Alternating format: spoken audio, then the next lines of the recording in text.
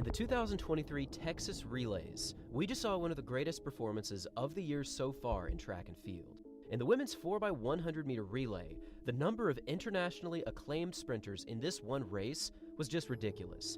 We had Sha'Carri Richardson, we had Aaliyah Hobbs, we had Abby Steiner, we had Jenna Prandini, Melissa Jefferson, and also Gabby Thomas, and so many more athletes. And with a blistering opening performance of 41.75 seconds, the United States Gold Team just broke the meeting record for the Texas Relays. With Melissa Jefferson on the opening 100, this team got off to a very strong start, with a split time of approximately 11.38. However, for this second leg, Abby Steiner unleashed a special kind of speed that is rarely seen in the 4x100. Holy! For this 100-meter split, Steiner threw down a time of approximately 9.94 seconds, a truly sensational clocking that is rarely seen in this event. And at this point in the race, the United States Gold Team had a slight advantage going into the second half.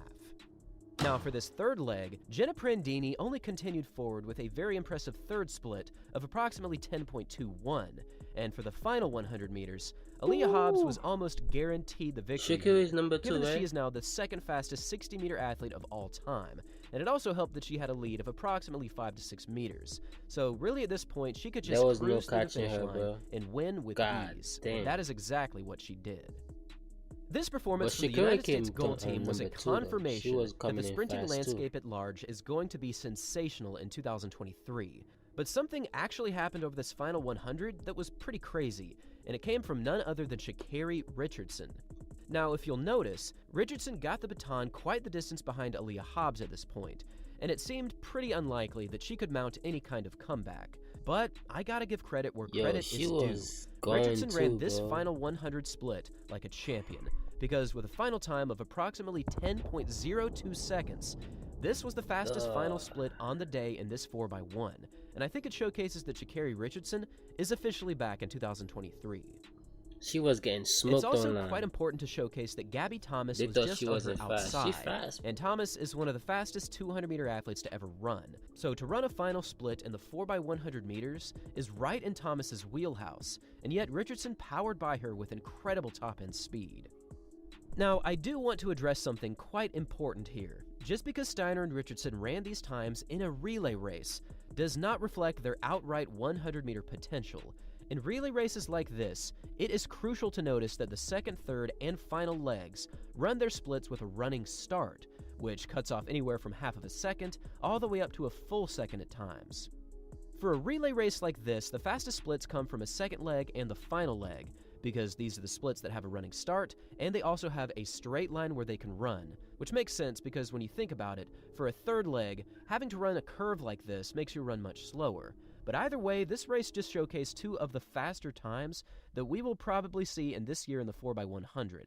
But where exactly do these times land on the all-time list for a relay race? And what exactly can we expect from Abby Steiner, Sha'Carri Richardson, and Aaliyah Hobbs this season? Well, let's take a closer look. If we break down the second leg history of the 4x100 meters, we actually see quite a lot of sub-10 second clockings on the women's side. Now, before we take a closer look at these exact numbers, it is also crucial to mention that these results are in fact open to various forms of human error. For example, where exactly do you start the time for the second leg?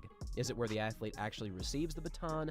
Is it where they actually cross the opening relay threshold? Or do you do the time performance from the end of the exchange area to the end of the second exchange area? I never can understand. Indeed, there is much debate on the actual appropriate way to time the second, third, and fourth leg during a relay race.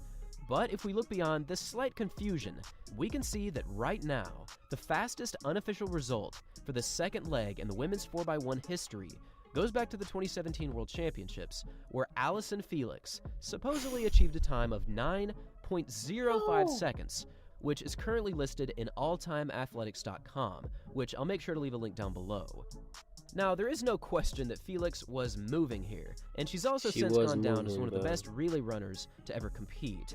But this kind of clocking, a 9.05, is towards the upper echelon of what a male athlete is capable of.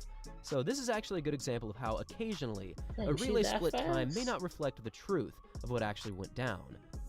Now here's a few more examples of a few sub-10 second clockings on the second leg. You again have Allyson Felix in 2012, there's Marion Jones in the 1997 World Championships, And also, there's Abby Steiner from last year's World Championships, where she recorded a second leg split time of 9.86 seconds. Indeed, a sub-10 second clocking for the second leg isn't all that uncommon, but it definitely reflects incredible sprinting abilities, and the exact same thing can be said for the final 100 meters. For this performance, Richardson's time of 10.02 is quite competitive against pretty much any other athlete in the world. However, in 2022, for the World Championship Finals, Twanisha Terry from the United States recorded a final 100 of 9.88 seconds, a time that took down the Jamaican squad by just 4/100ths of a second. And speaking of this Jamaican team, which includes many of the best sprinters of all time, this final leg was run by none other than Sha'Carri Jackson. And why don't you take a guess as to how fast Sha'Carri Jackson ran this final leg? Go ahead, I'll give you guys a few seconds here.